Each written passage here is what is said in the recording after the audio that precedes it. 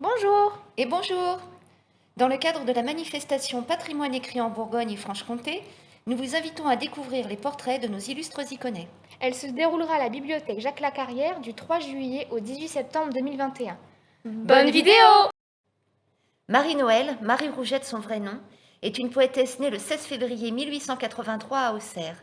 Elle naît dans une famille aisée et très cultivée, de Louis Rouget, professeur agrégé de philosophie et agnostique, et de Marie-Émilie Barras, femme très pieuse.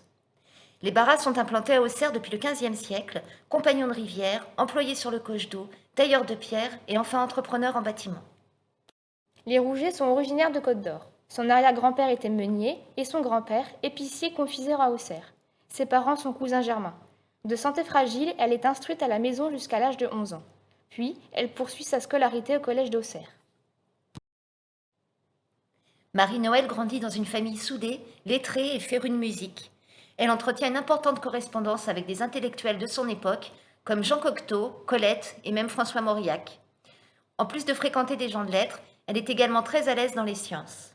Cependant, sa vie est marquée par deux drames, une déception amoureuse et la perte de son petit frère Eugène, à lendemain de Noël, d'où le pseudonyme qu'elle se choisit. Catholique convaincue, elle souffre néanmoins d'une perpétuelle remise en cause de sa foi, ce qui influencera beaucoup son œuvre.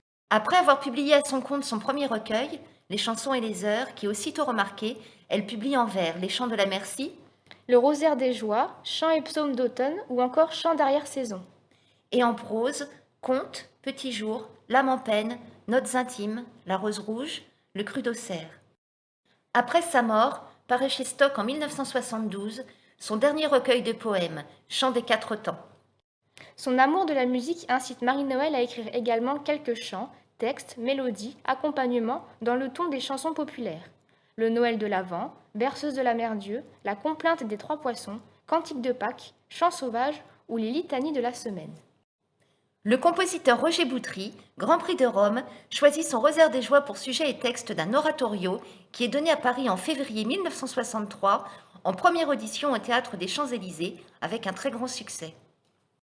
L'œuvre de Marie-Noël est récompensée par de nombreux prix, tant à l'Académie française qu'à la Société des gens de lettres ou la Société des poètes. En 1960, le général de Gaulle lui décerne la croix d'officier de la Légion d'honneur. Elle est commandeur des arts et lettres et reçoit en janvier 1966 le Grand Prix de la poésie de la ville de Paris. On connaît surtout de Marie-Noël ses chansons traditionnelles, au détriment d'écrits plus sombres ou de récits truculents comme Le cru d'Auxerre. Le 23 décembre 1967, calme et sereine dans sa vieillesse, couverte d'honneur, elle s'éteint à Auxerre dont elle ne s'est jamais vraiment éloignée.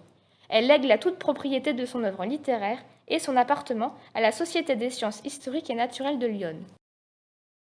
Nous vous retrouvons prochainement pour une nouvelle vidéo. À bientôt!